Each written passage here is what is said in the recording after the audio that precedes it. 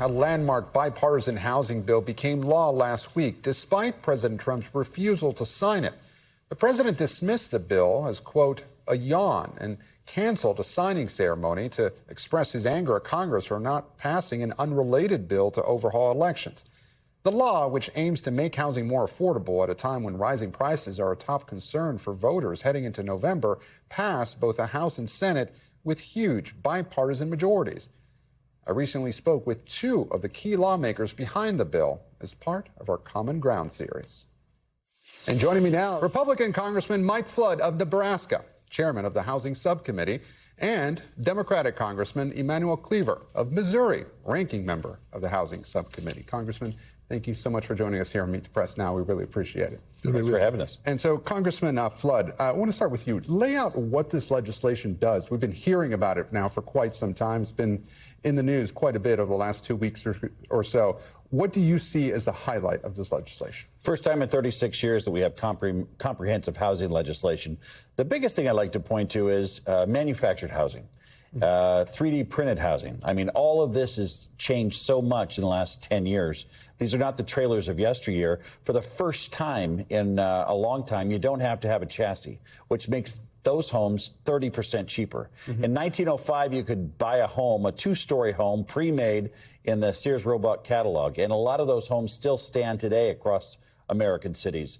The other thing that I think the bill really does, it lets cities use money in the CDBG program, Community Development Block Program, for the first time. And it says to affordable housing developers, you don't have to do an environmental study in some developments. You don't have to abide by the Section 3 requirements. Build America, Buy America, more waivers for cities and affordable housing developers. Okay, and Congressman Cleaver, just how significant is this legislation for you, and why was it so important for you to reach across the aisle?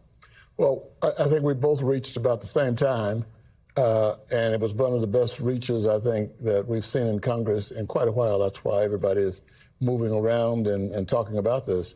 We sat down and started talking. I don't think we had even had an agenda. We had dinner and just started talking. We talked ourselves into You had dinner, a Democrat and Republican having dinner these days. We went to the prime rib. We both like prime rib. Yes. And, so, to that point, is finding common ground rewarded in Congress these days? I think so. Look at the vote totals. I mean, 370 votes out of 435 on an issue that is important to everybody in America. Housing affordability is the top issue, I think, in a lot of our campaigns and a lot of our efforts. And more importantly, it's important to Americans. This is the biggest check they write every month, whether it's rent or their mortgage, with the property taxes and the home insurance premiums. So I think it's a big deal.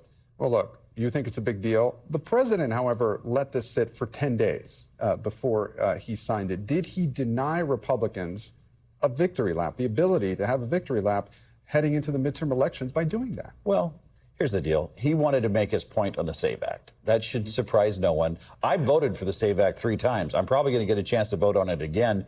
This is a message to the Senate. But his administration had been working with us all the way through the process, including capping institutional investment in housing at 350 units. So Wall Street's out of the housing business. Wall Street's out of the single-family housing business. That was a key plank of his platform, and he brought it up at the State of the Union. And Congressman Cleaver, do you think that Democrats are still incentivized to reach across the aisle, given what happened with the housing bill, with the president refusing to sign it? And then also, look, your district is, going through some changes when it comes to redistricting. I asked a question earlier, is reaching across the aisles, finding common ground rewarded in Congress these days?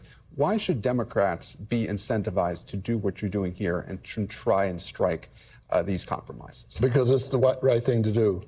And one of the things I think we might be getting from this effort is the inspiration to the nation and to our colleagues that it is possible, even now in our perceived to be, dysfunctional Congress, for us to get together and do big things.